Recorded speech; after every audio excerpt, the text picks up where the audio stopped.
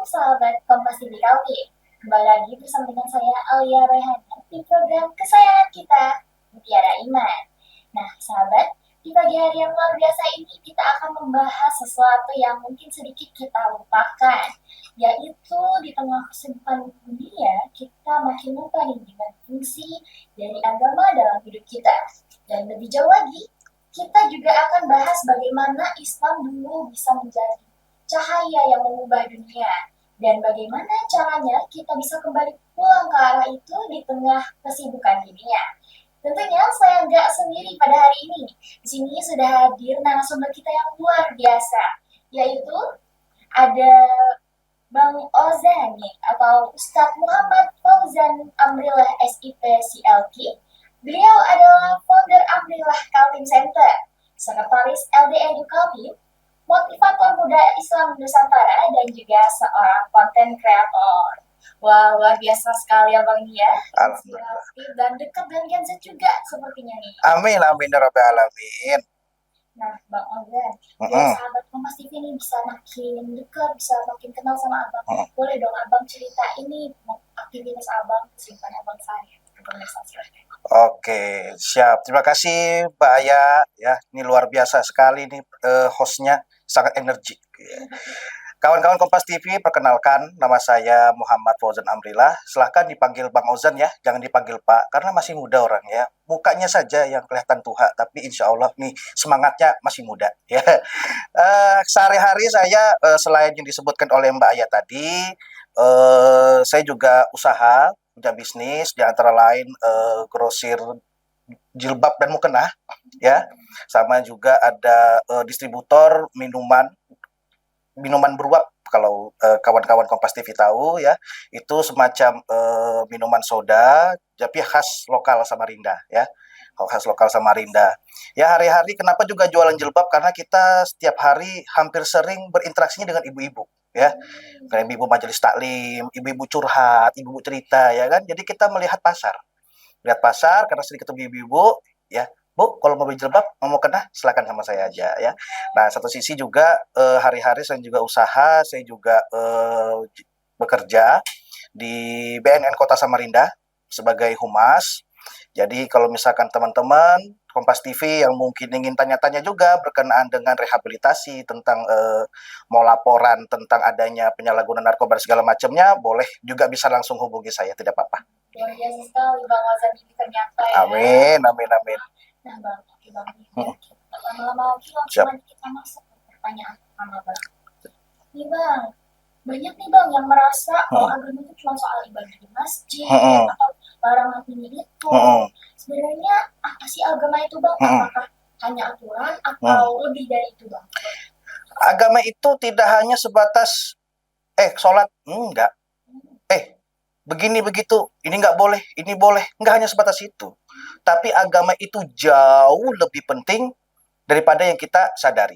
Ya karena memang sih namanya kita di zaman yang penuh dengan teknologi ini, berbagai macam spekulatif, berbagai macam perspektif, berbagai macam pikiran, ide dan segala macam. Jadi kawan-kawan kita ini, saudara-saudara kita ini terkadang mikirnya makin makin macam-macam lah ya, terlalu terbuka banget pikirannya. Jadi sehingga kadang-kadang berpikir bahwa agama ini sangat sempit. Padahal agama ini luar biasa.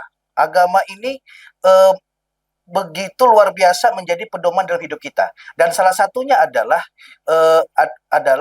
nih, agama mengajarkan kita, agama menunjukkan kita bahwa nih dalam hidup bermasyarakat mesti banyak manfaat.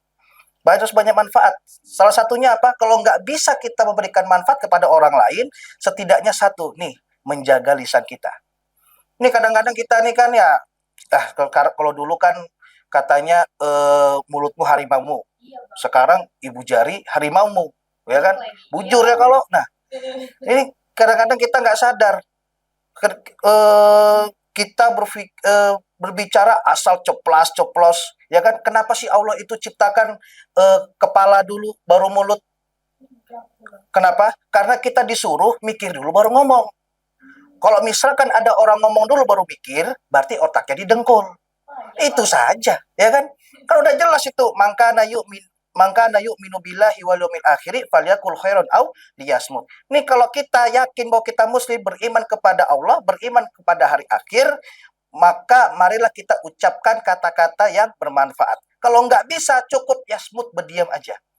Ini kadang-kadang kita mulut coplos-coplos, kadang bebasuh mulut berucap, ya kan? Yang nantinya bikin sakit hati orang lain. Jadi agama Islam itu tidak hanya nyuruh kita sholat, ini haram, ini enggak, ini halal segala macamnya, tapi juga mengatur seluruh aspek kehidupan kita, bahkan yang dalam sehari-hari, yaitu nih menjaga lisan kita supaya tidak menyakiti hati orang lain. Ya, itulah singkatnya.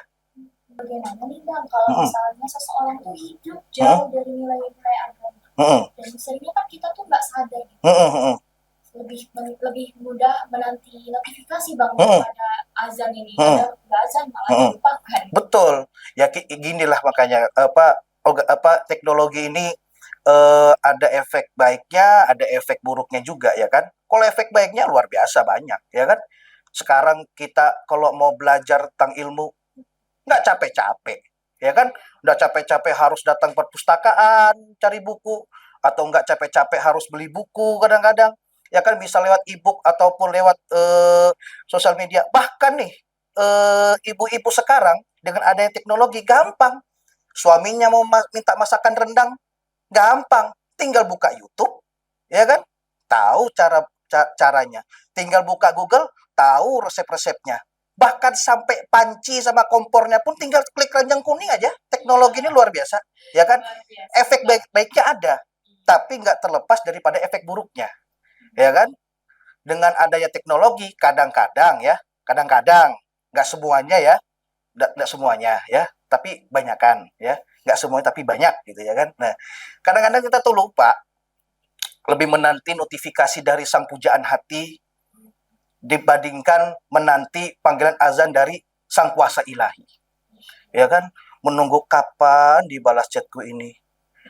Malam-malam aku chat, ya kan, jam 10 malam. Kok nggak dibalas-balas, dia kemana ya? Dia udah tidur belum? Atau dia jalan sama yang lain? Kita sekarang lebih sering nunggu notifikasi itu dibandingkan azan. Ya, karena ya memang karena teknologi ini eh, memanjakan kita dan kita terkadang kurang bijak aja menggunakan sosial media. Kalau urusan perkara apakah banyak anak muda kita saat ini yang mungkin lupa tentang agama dan apakah sepenuhnya tentang teknologi, bagi saya tidak sepenuhnya. Karena apa? Karena perkara iman, perkara kesadaran itu pasti jawabannya nggak jauh-jauh dari kesadaran masing-masing. Teknologi cuman menjadi fasilitas. Apakah kita ini memiliki kesadaran untuk belajar agama atau enggak? Jadi kalau misalkan ternyata uh, mereka kurang aktif dalam agama, jangan salahkan juga teknologinya. Tapi kita juga harus bisa melihat dari aspek-aspek yang lain. Masya Allah, luar biasa, makin seru aja nih Bang. Tapi kita harus juga dulu, jadi pemirsa jangan kemana-mana, tetap di Mutiara Iman.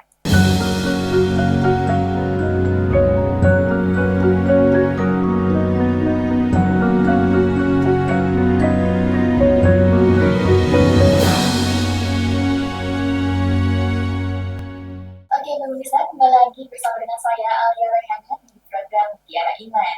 Nah, sebelumnya kita sudah bahas tentang bagaimana peran agama di tengah perkembangan era teknologi yang super cepat ini. Nah, kali ini kita akan membahas bagaimana sejarah Islam, cahaya yang pernah mengubah dunia. Nah, Bang, apa sih Bang yang membedakan kondisi masyarakat saat Islam pertama kali turun sama Islam saat ini? Tentu kondisi sebelum ada Islam ya, Islam zaman dulu ya. Tentu Islam ini sangat memberikan perubahan kepada dunia. Luar biasa sekali. Lebih khususnya, sebenarnya kalau agama Islam itu, sebenarnya itu sudah ada jauh daripada Nabi Muhammad SAW. Tapi dalam bahasakan kita itu, resminya itu pas di zamannya Nabi Muhammad SAW. Sebelumnya, ajaran-ajaran Islam itu sebenarnya dilakukan, tapi perintah sholat mungkin belum turun, gitu segala macam. Nah, pas di zaman Nabi Muhammad, barulah nih agama Islam benar-benar resmi adanya di di dunia. Nah, terus apa sih yang bisa perubahan yang terjadi di antara zaman sebelum adanya agama Islam sama setelah adanya agama Islam? Tentu Rasulullah SAW itu salah satu merupakan orang yang sangat berjasa bagi umat Islam seluruh dunia. Karena bayangkan aja loh, Nabi Muhammad itu berapa sih umur Nabi itu? 63 tahun, ya kan? Meninggal 63 tahun. Berdakwah nggak nyampe satu abad mungkin dia berdakwah, tapi pengaruhnya sampai ke seluruh dunia. Bayangkan kayak Nabi Nuh, berapa ratus tahun umurnya, umatnya cuma nggak nyampe 10 orang, ya kan? Tapi ini Nabi Muhammad luar biasa. Terus apa yang menjadi perubahan adanya sudah agama Islam? Salah satunya perempuan. Salah satunya perempuan, ya kan? Perempuan itu dulu sebelum adanya agama Islam, sebelum adanya Rasulullah SAW itu di Arab sana, itu perempuan itu udah macam jualan thrift aja gitu, dijual begitu saja. Justru dengan ada iya betulan. Jadi kayak ya barang murahan gitu, hanya sebatas untuk memuas hasrat aja, ya kan? Bahkan bahkan kalau melahirkan anak perempuan itu nggak senang, malah mau dibunuh. Itu makanya zaman jahiliyah banget itu, ya kan? Nah, tapi dengan adanya agama Islam, Nabi Muhammad SAW datang ke dunia berdakwah segala macam, karena Nabi Muhammad SAW itu nih barulah perempuan itu sebegitu dimuliakannya. Iya, jadi apa? Oh, kalau misalkan nih banyak sekali perempuan-perempuan standar TikTok di luar sana yang menganggap mungkin, oh kalau orang saya ini sering dengar, kita sering scroll TikTok ini, ya kan? Harus update juga kita ini. Ini kalau punya suami yang yang mabuk agama, bukan mabuk sih, maksudnya yang agamanya kuat, ini takutnya nanti cuma disuruh di dapur doang, terus nanti patriarki, ya kan? Enggak, justru agama Islam itu betul-betul memuliakan perempuan, ya. Jadi ini kalau kita ngomongin salah satu sedikit daripada perbedaannya. Kalau semuanya ya nggak cukup waktunya. Mm-mm. Abang bilang Mm-mm. Islam itu menyebar begitu cepat Mm-mm. masuk ke berbagai budaya. Mm-mm. Nah, apa sih bang bagaimana perannya Rasulullah ini Mm-mm. dan Al-Quran membangun peradaban yang bukan cuma religius, tapi juga maju Ya. dan bikin orang tertarik itu bagaimana? Ya, karena Nabi Muhammad itu mengedepankan dia tidak berdakwah itu seperti saya ini, enggak. Yang dalam artian ada Kompas TV, ya kan? Ada Instagram, saya ceramah di situ, ya kan? Enggak begitu. Tapi Muhammad itu lebih banyak dakwahnya dengan apa? Dengan praktek. Dengan cara dia, dengan bukan tempat omongan tapi prakteknya, perilakunya. Apakah orang ini bisa dipandang sebagai tuntunan, junjungan dan segala macamnya? Contoh, mungkin teman-teman Kompas TV udah sering dengar gitu kan. Ada satu kisah Nabi Muhammad itu setelah sholat, setiap dia keluar dari masjid itu pasti diludahi sama salah satu sahabat. Diludahin.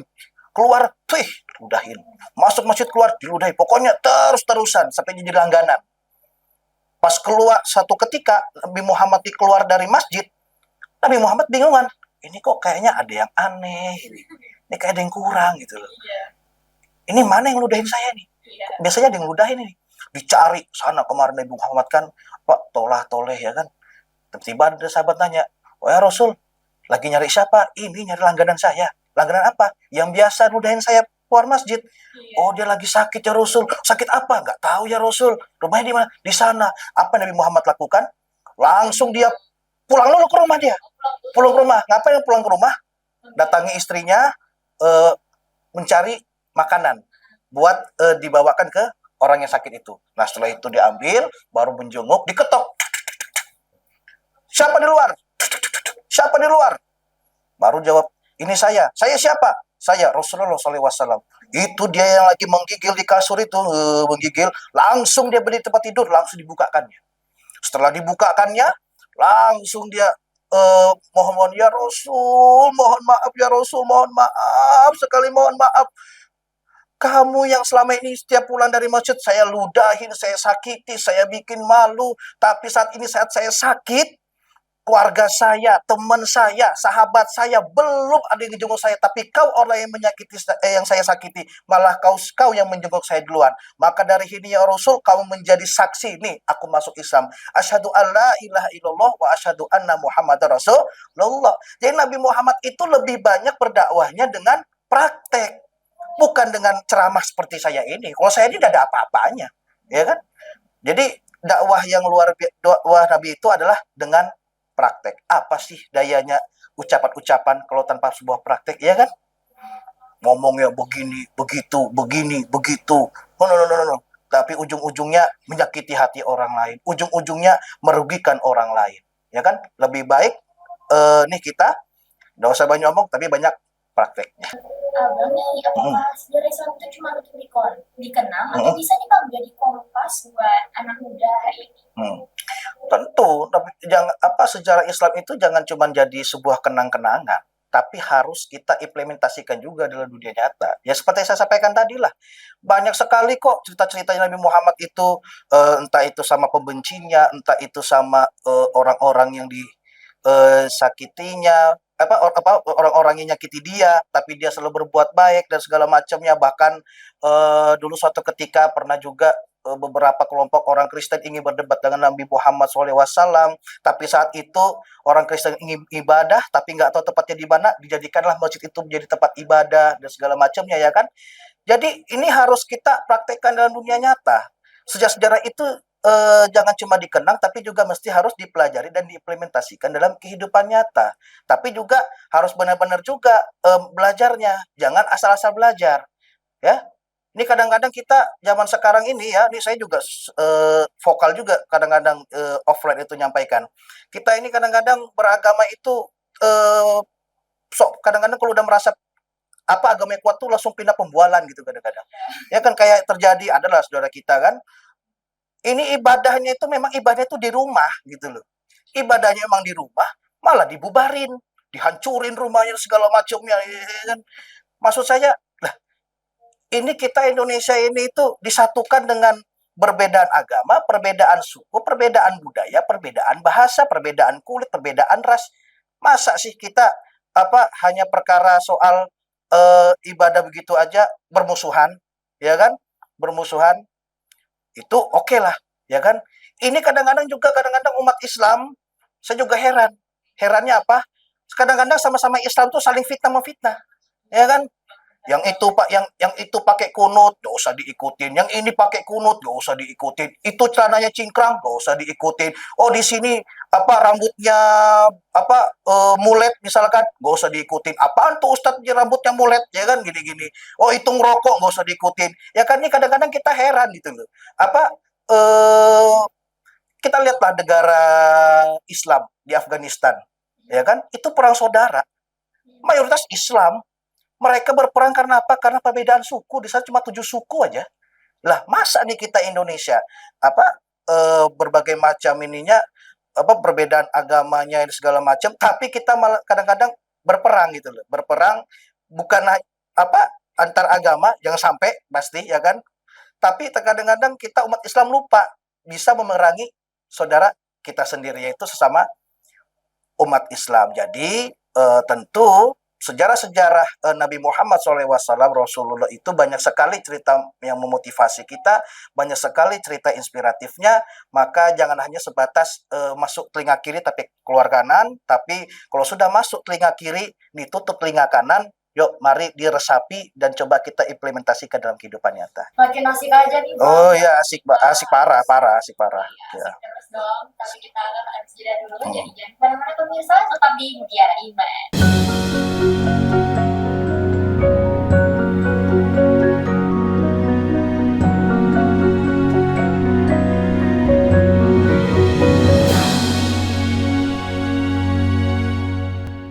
Oke pemirsa, kembali lagi bersama dengan saya Alia Rehana di program kesayangan kita Mutiara Iman.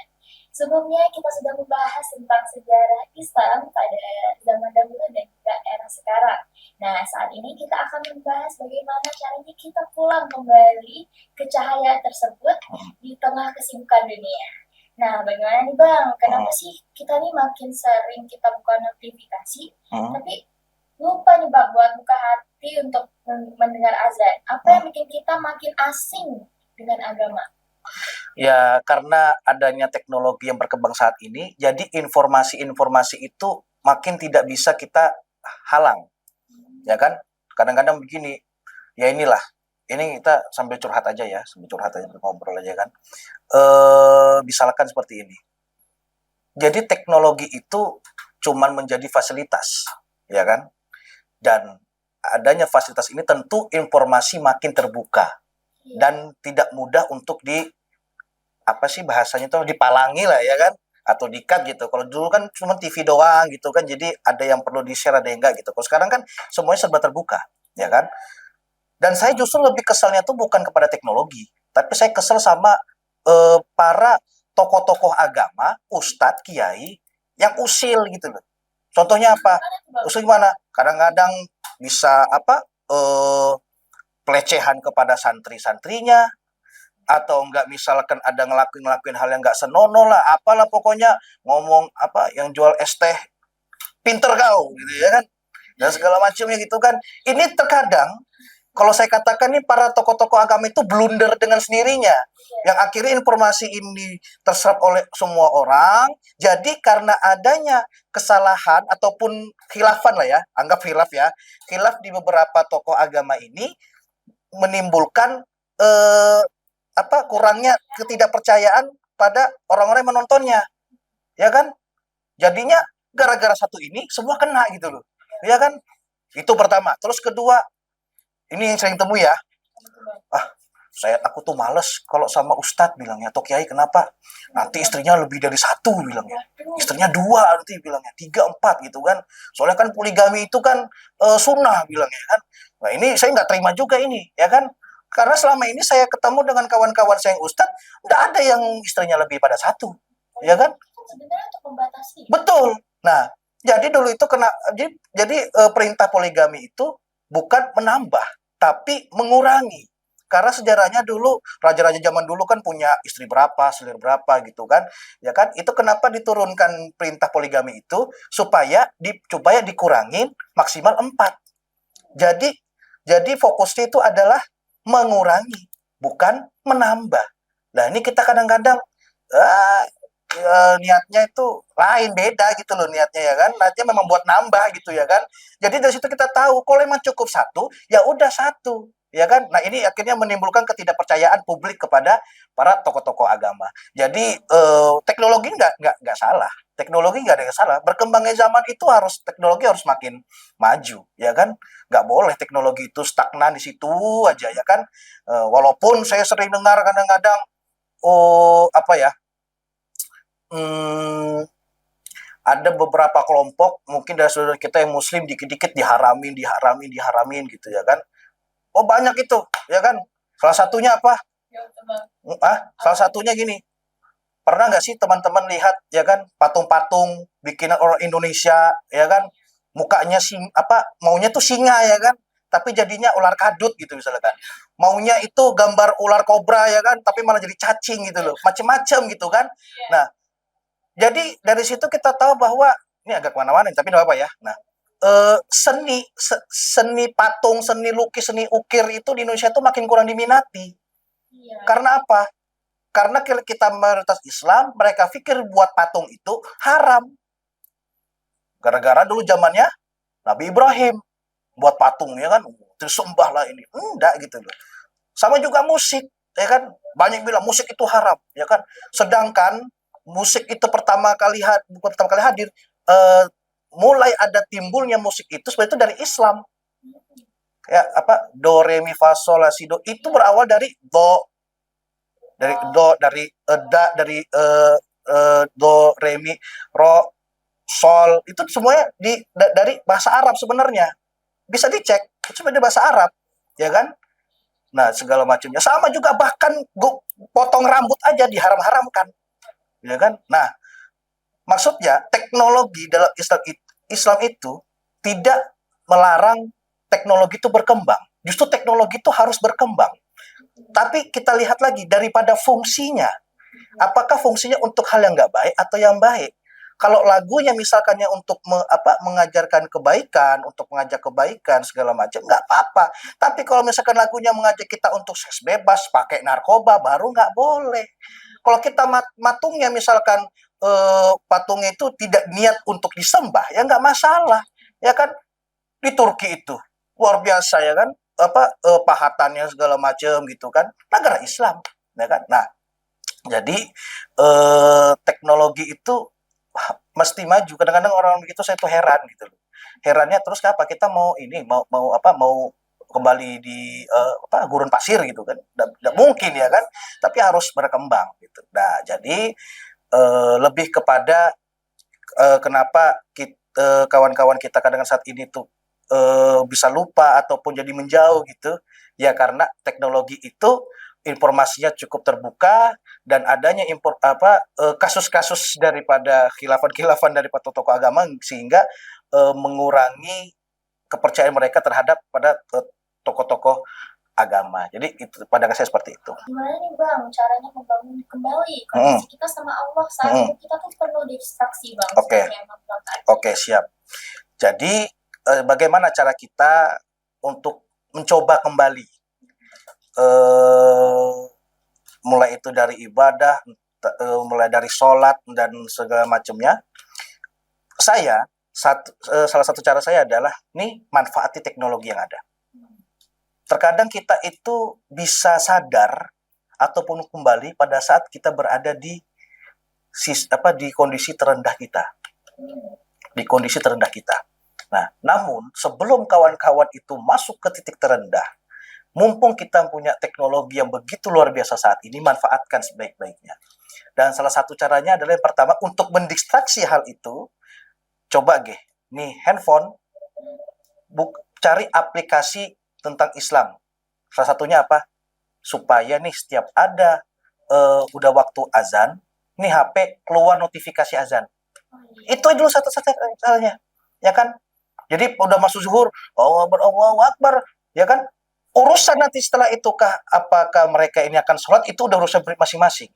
Tapi salah satu untuk mendistraksi, untuk mengingatkan, handphone, ya kan? Kita pakai sebaik-baiknya, ya kan? Dengan menyalakan notifikasi azan di handphone. Nanti pelan-pelan bisa sholat, nanti pelan-pelan mau ngaji, ya kan? Itu yang pertama. Terus yang kedua, kalau teman-teman di sini mungkin yang suka musik, coba dengar-dengerinnya selawat-selawat aja. Kenapa selawat-selawat yang lagi rame, selawat yang lagi ngetren, yuk didengerin, yang nantinya mungkin bisa menjadi distraksi teman-teman untuk mencoba mendengarkan pengajian ataupun mendengarkan lantunan suci Al-Quran. Jadi caranya itu dua. Yang pertama itu adalah download lah aplikasi azan atau di HP kawan-kawan, HP kawan-kawan untuk notifikasi azan. Yang kedua, yuk marilah banyak dengar-dengar sholawat dan segala macam. Jadi seperti itu. Jadi ya Bang ya, ternyata di balik kecanggihan zaman, kita tetap butuh arah, dan arah itu nggak lain dan nggak bukan adalah agama, yaitu petunjuk dari Allah yang Dia turunkan lewat Al-Quran dan Rasulnya.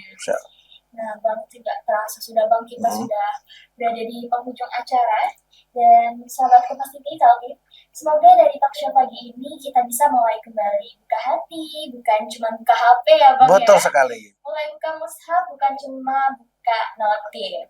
Nah, karena seberapa canggih pun dunia, kalau hati kita kosong dari agama, maka hidup akan tetap terasa hampa. Terima kasih banyak Bang Azhar. Sama-sama. Datang ke sini pada pagi hari ini. Dan sahabat Kompas TV, sampai jumpa di acara Mutiara Iman selanjutnya. Saya Alia Rohana, pamit undur diri. Wassalamualaikum warahmatullahi wabarakatuh.